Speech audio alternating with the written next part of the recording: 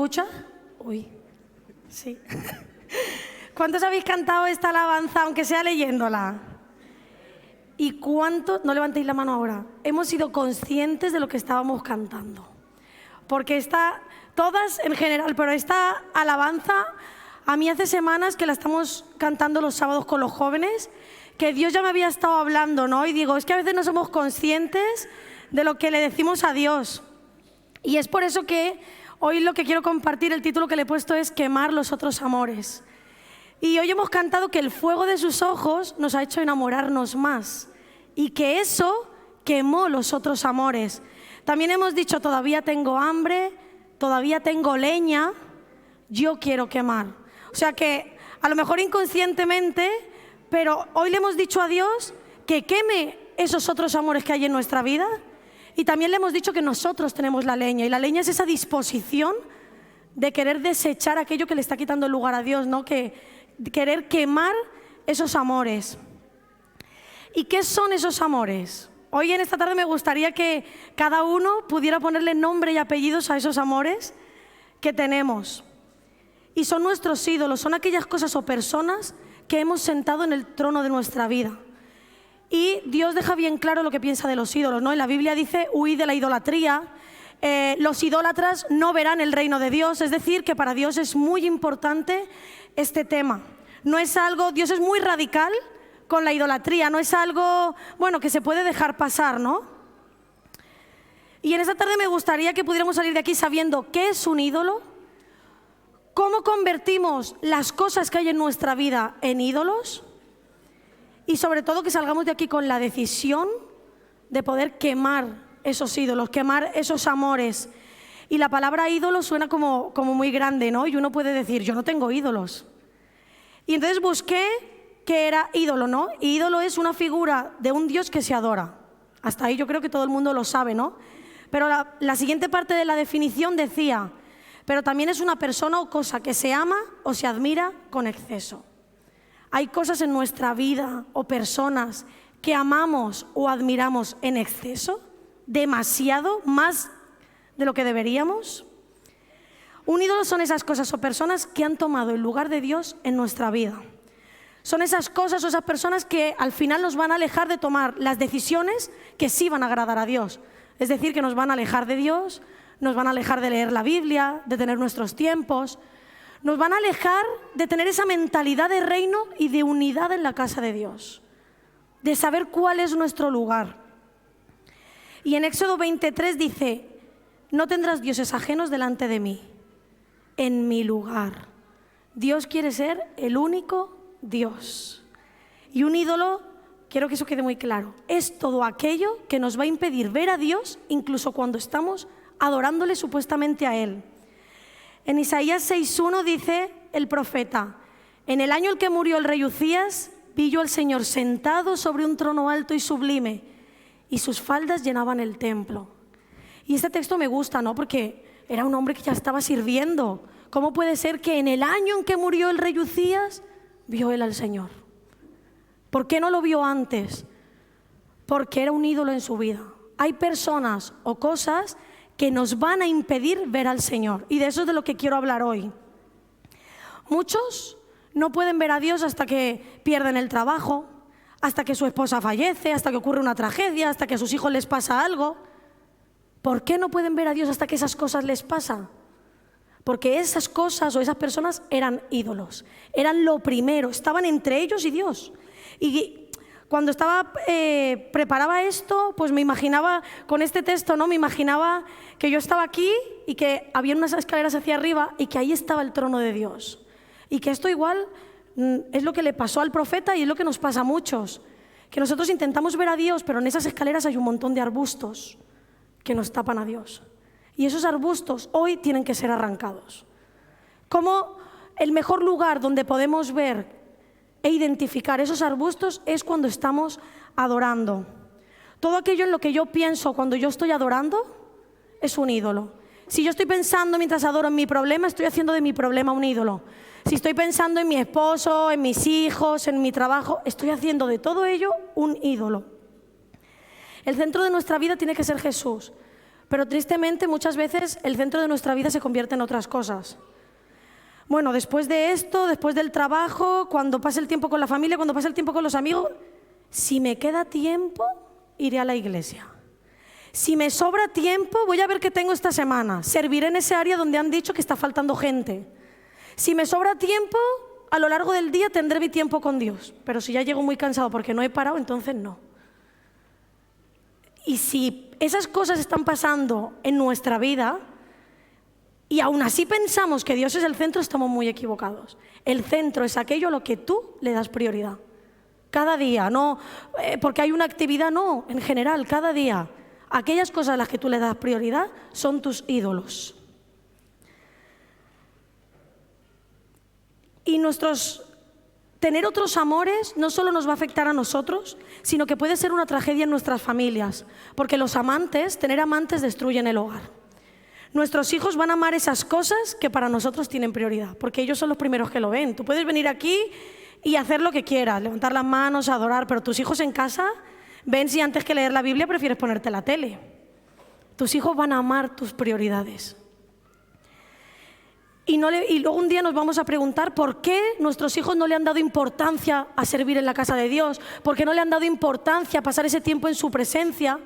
Y es que si tus hijos ven y respiran tus otros amores, se van a convertir en propios y les va a dar pie a tener otros amores. Porque el mensaje que tú les has dado es: siempre hay cosas mejores que Dios. Siempre hay algo que es mejor que Dios. Y hay una gran diferencia entre traer a tus hijos a la iglesia y discipular a tus hijos. Porque a tus hijos tú los discipulas en casa, cuando pones límites, cuando estableces prioridades, cuando ven esas prioridades en tu vida, con tu ejemplo, ¿no? Y yo siempre vi anteponer las cosas de Dios incluso a la familia, a las diversiones. Es decir, yo tengo bastante familia inconversa y ellos sabían que si celebraban un cumpleaños o una quedada porque hacía mucho tiempo que no nos veíamos, una comida, y era en un día de culto, nosotros no íbamos a estar. O que llegaríamos a la hora que terminara el culto sin ponerles hora. Si querían esperar, que esperasen. Y es verdad que cuando uno toma esas decisiones, tus hijos puede ser que no lo vayan a entender, incluso se van a enfadar, pero les estás dejando un mensaje muy claro que les va a perseguir. No vale la pena fallarle a Dios. No vale la pena tener otras prioridades, porque todo lo que hay en el mundo es pasajero, pero Dios es eterno. Y está claro que yo eso lo he vivido en el lado ahora que me toca poner prioridades para mi hijo, pero también lo he vivido en el otro lado. Y yo como niña quería estar en esos cumpleaños, quería irme con mi familia, quería lo que era divertido. Y yo en ese momento no lo entendí, pero eso marcó un precedente, no solo para mí, sino para mi familia, que cada vez que querían que estuviéramos en algo, buscaban un día donde no tuviéramos reunión en la iglesia. Nosotros tomando decisiones podemos allanarles el camino a nuestros hijos. Yo no le he tenido que decir ahora que soy adulta a mis tías, no voy a ir al cumpleaños de tal porque tengo iglesia. Ellos ya lo saben. Si mis padres llevan 20 años diciéndoselo. Nosotros tenemos que poner ya prioridades para también facilitar a nuestros hijos que no tengan otros amores. Y muchas veces cuando nos cuestionamos estar en un sitio o en otro, es decir, hay una actividad en la iglesia, pero es que me han invitado, van a quedar para, yo qué sé, para comer en tal sitio. Y tú te lo estás pensando, quiere decir que tus prioridades no están claras. No hay firmeza porque quizás le estás dando demasiado lugar, demasiado amor en exceso a otras cosas y por tanto se lo estás quitando a Dios. Es importante que la mentalidad de reino esté en nosotros, no solo cuando estamos en la iglesia, sino día a día, como decía antes. En Josué 24:15 dice: pero si te niegas a servir al Señor, elige hoy mismo a quién servirás. ¿Acaso optarás por los dioses que tus antepasados sirvieron del otro lado del Éufrates? ¿O preferirás a los dioses de los amorreos en cuya tierra ahora vives? Pero en cuanto a mí y a mi casa, nosotros serviremos al Señor. Elige hoy mismo a quién servirás. No podemos servir a dos señores. A tu familia, a tu trabajo, a tus tradiciones. Toma la decisión radical hoy que quieres que tus hijos tomen. Que te gustaría que tus hijos tomaran en el futuro. No te esperes a que sean grandes. Hoy es tiempo de tomar decisiones radicales. Marca el rumbo de tu hogar, establece las prioridades. Sé tú hoy de los que diga, pero yo y mi casa serviremos al Señor. Pero yo y mi casa amaremos y adoraremos solo al Señor. No a otras cosas. En mi casa no van a haber otros amores. En mi casa no van a haber amantes antes que la presencia de Dios. Y aunque puedes pensar, bueno, yo tengo derecho a amar otras cosas. No son malas, no me molestan. Satanás las va a usar. Satanás las va a usar. Está claro. A veces es muy fácil identificar cuando hay grandes pecados, pero la idolatría no es tan fácil, porque son cosas que no hacen daño a nadie. Es que tú amas mucho a tu familia. Y Satanás lo sabe y lo va a utilizar para que tú pierdas la visión, el llamado, y para intentar arrastrarte a ti y a tu familia, alejarte del lugar donde tú tienes que estar. ¿Tu deseo es ser como Jesús? ¿Es de verdad ser un imitador de Él? Si tienes ídolos, si tienes esas pequeñas cosas que ocupan ese lugar, tu integridad va a ser cuestionada. Porque esos ídolos siempre van a ponerte a prueba. Siempre van a tener poder para tomar decisiones en tu vida, porque tú les estás dando ese poder. Y Satanás sabe darle la vuelta a la tortilla. No, hoy no voy a ir al culto porque resulta que quiero demostrarles que pueden contar conmigo, así que voy a ir a ese cumpleaños. No es que quiera ir, pero es por dar testimonio, que sepan que pueden contar conmigo, que no me he hecho rarito, no me he alejado de ellos. No podemos disfrazar nuestros amores de espiritualidad ni de evangelismo, porque solo nos estamos engañando a nosotros mismos. En Gálatas 1:10 me gusta mucho este texto. Queda claro que no es mi intención ganarme el favor de la gente, sino el de Dios. Si mi objetivo fuera agradar a la gente, no sería un siervo de Cristo. No tienes que ganarte el favor de los demás, tú tienes que ganarte el favor de Dios. Si tu familia, tus amigos, tus tradiciones están ocupando ese lugar de autoridad en tu vida, tú no estás buscando el favor de Dios. Tú estás buscando a Dios cuando te sobra tiempo para pasar el rato, para buscar si te cae algún beneficio, aunque no esté en primer lugar. Pero en el trono de tu vida, quien está dirigiendo tu vida es el ídolo que tú has puesto ahí. Si tú le dices a tu familia o amiga inconversos que Dios te ha cambiado la vida, que Dios es todo para ti, que es lo más importante, pero ellos se fijan y ellos saben que de vez en cuando sí que faltas a las reuniones o no estás donde tienes que estar, no estás cumpliendo con tu responsabilidad porque has quedado con ellos. Y tú crees que ellos, mira qué bien que ha venido. No, están pensando, pues tan importante la iglesia no es, tan importante su Dios no es. Eso es lo que están pensando. Lo que te va a dar credibilidad en el tiempo y autoridad es que sepan que hay cosas que son sagradas para ti, que Dios es el número uno en tu vida, no las demás cosas. Y ellos, si quieren pasar tiempo contigo, no os preocupéis, que os llamarán un martes, que no hay nada en la iglesia. Os llamarán un día que sepan que no tenéis ninguna actividad en la iglesia, porque ellos sabrán que tu lugar es la casa de Dios. Otras veces, además de personas o de cosas, nuestros sueños pueden ser ídolos. Esa parte intocable de nosotros, que nadie nos hable de eso. El control de lo que deseamos y lo que nosotros amamos. Y a veces esos sueños, muchas veces nos podemos confundir porque sí pueden haber sido puestos por Dios, pero llega un momento en que nosotros amamos tanto ese sueño que lo ponemos a un nivel mucho más alto que Dios. ¿Son tus sueños algo que nadie puede tocar? ¿Tus proyectos de futuro? José tuvo que sacrificar sus sueños quizás cuando lo vendieron sus propios hermanos y lo metieron en la cárcel.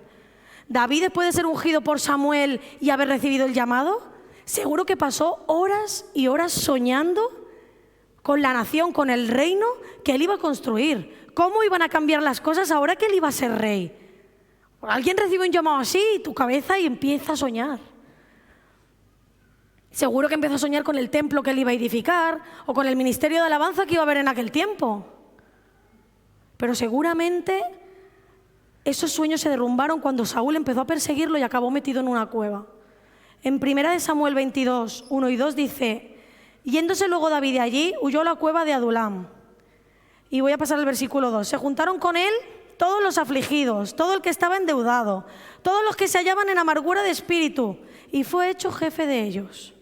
Yo estoy segura que cuando David se vio con toda esa gente, dijo: este no es mi sueño, esto no es lo que yo había soñado, esta gentuza.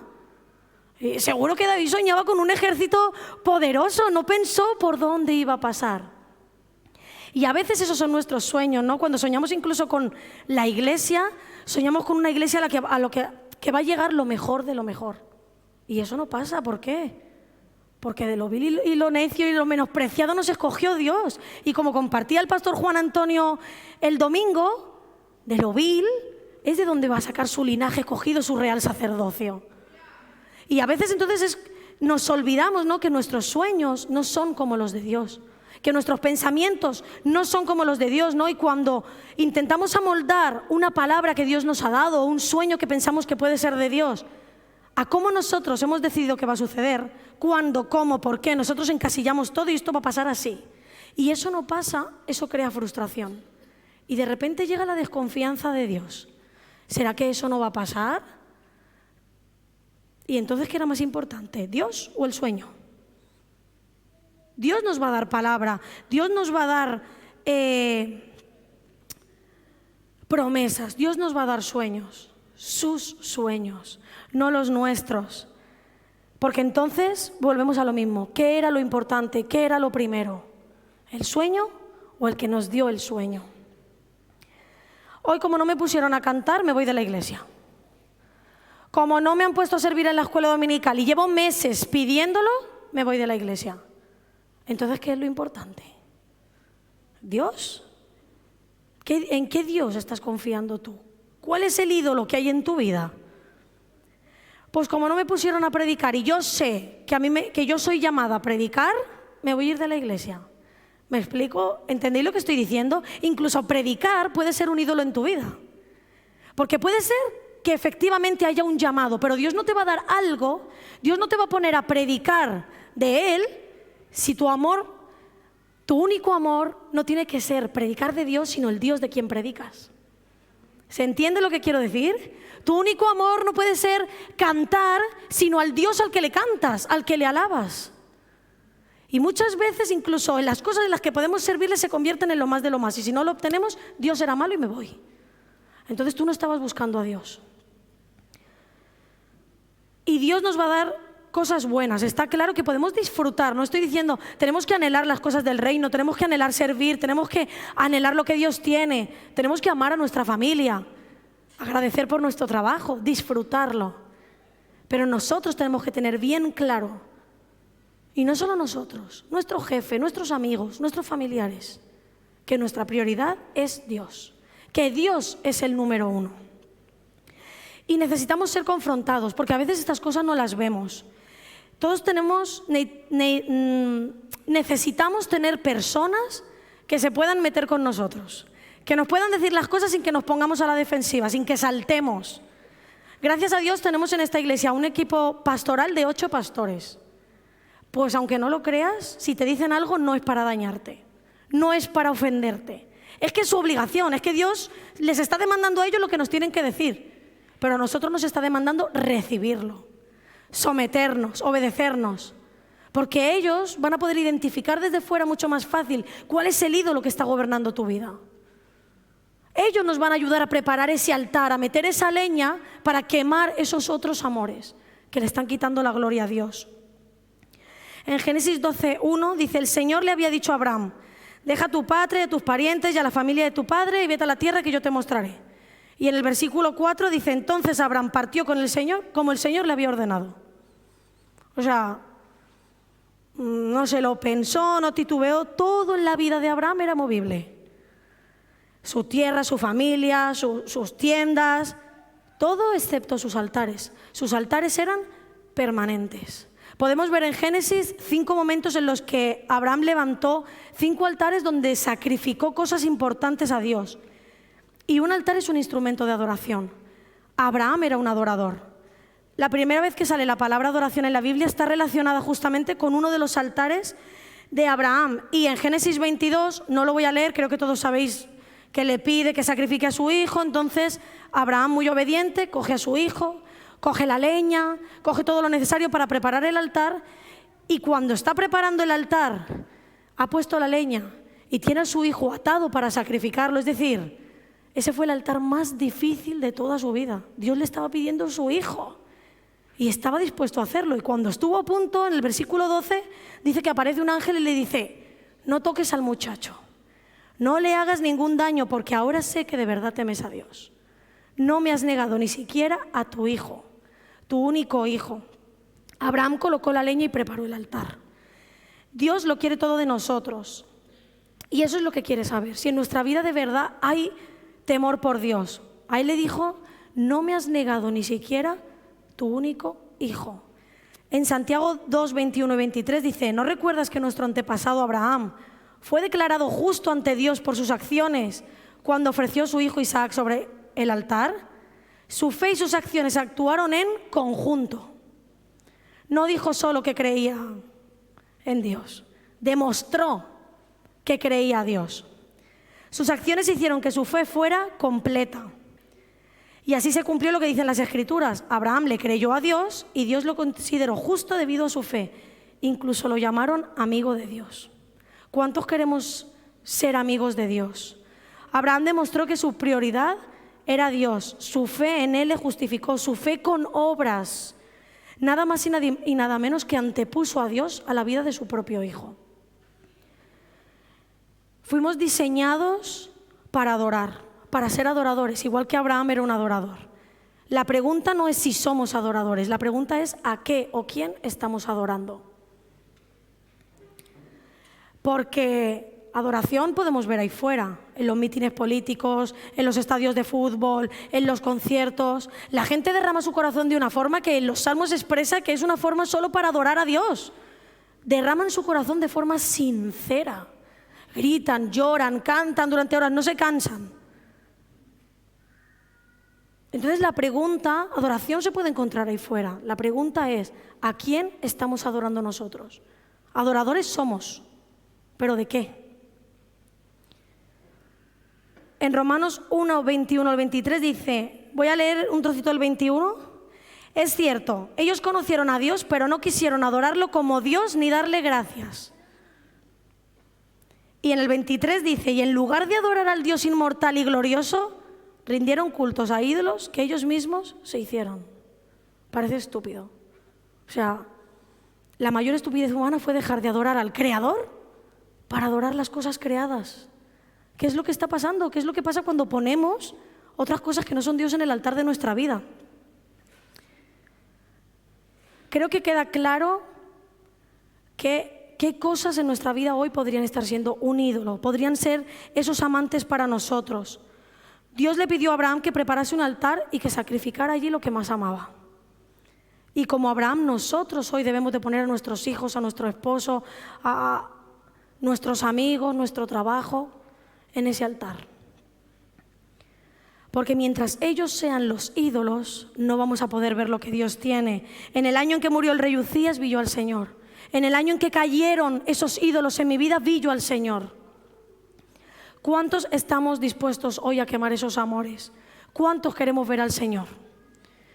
Y es importante, llegados a este punto, donde ya podemos ver, creo que el que más y el que menos, alguno se está dando cuenta qué cosas podrían estar ahí ocupando un lugar que no le pertenece, que sepamos verdaderamente qué es la adoración, ¿no? Y la adoración no es cantar, levantar las manos, hacer reverencia. Eso simplemente es una expresión de la adoración. La adoración es algo que ocurre en lo más profundo de nuestro corazón. Adoración es la rendición de todos nuestros afectos, deseos e intenciones a aquello que consideramos más valioso que todo lo demás. El sacrificio que haces para satisfacer o para alcanzar aquello que está sentado en el trono de tu vida. En Mateo 6:21 dice que donde esté tu tesoro, allí estará también tu corazón. Entonces es fácil. Si tú quieres saber dónde está tu corazón, solo tienes que seguir el rastro de tu tesoro. Y aunque tesoro le podríamos llamar a muchas cosas, en estos tiempos creo que hay tres que son muy importantes. El dinero, el tiempo y nuestro esfuerzo. Si tú miras en qué inviertes la mayor parte de tu dinero, de tu tiempo y de tu esfuerzo, eso te va a llevar a tu corazón. Y ahí cuando llegues a tu corazón vas a ver un trono. Y lo que está ahí sentado, en eso es lo que estás invirtiendo, es a lo que tú le estás rindiendo adoración cada día. Esos son nuestros amores, esos amores que hoy debemos quemar en el altar. Y esos amores son eso con lo que uno diría, mira, que me quiten todo lo demás, pero esto que nadie me lo toque. Sin esto no puedo vivir, que nadie me hable de esto. Esos son los amores que hay que desterrar.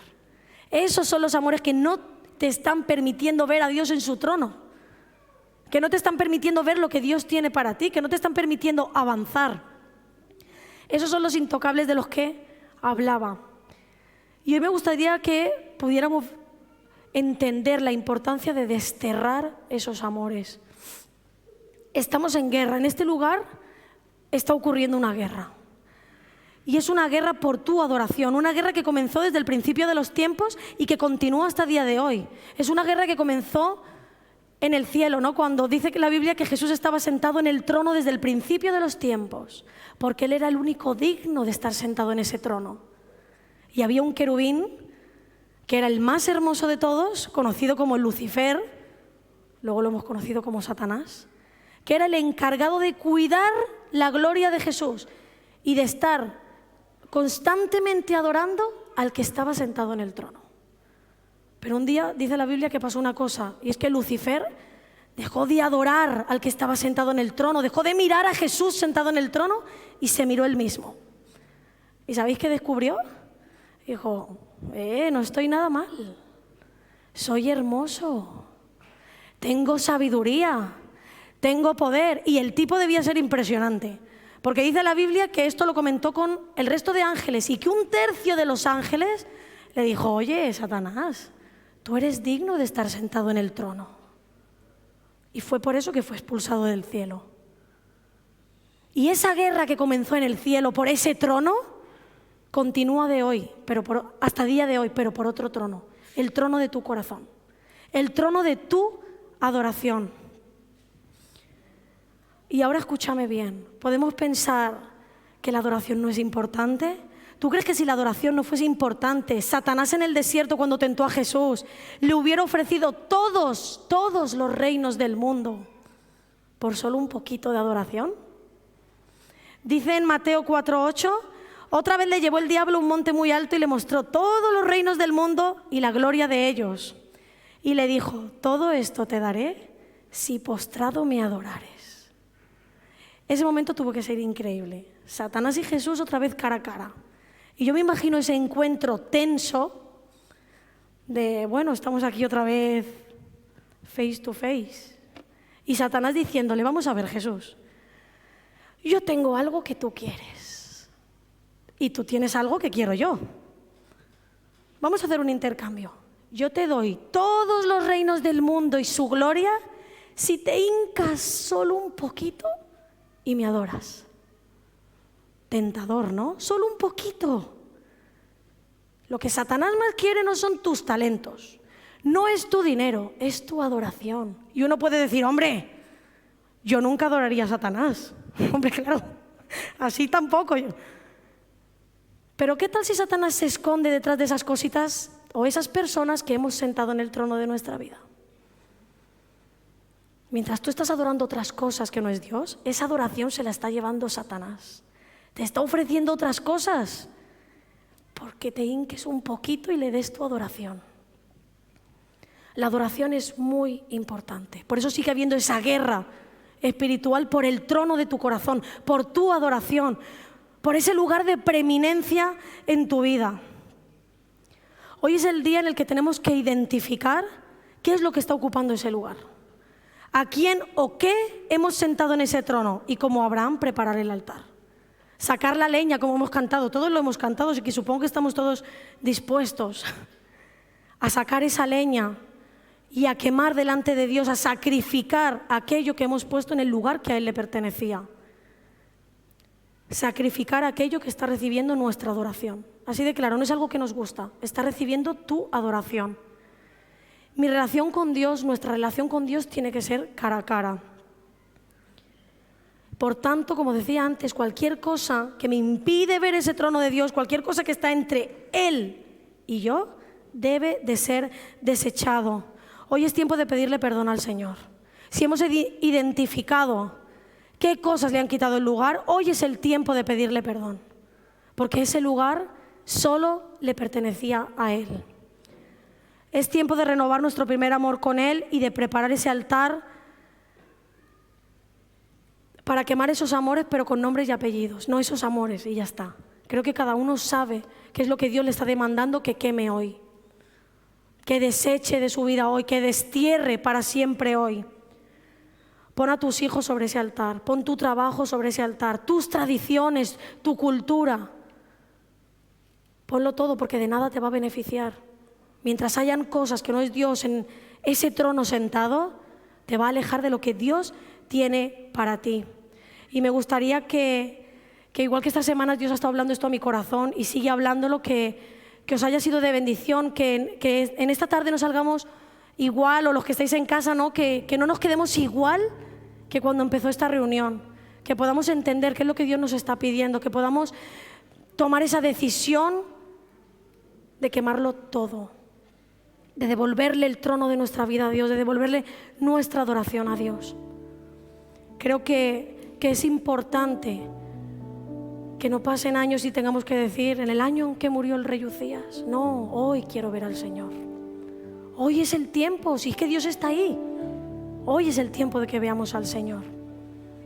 Y esto es lo que Dios había puesto en mi corazón. Espero que Dios os haya hablado, como me ha estado hablando a mí. Y nos vemos el domingo a las 11. Que Dios os bendiga.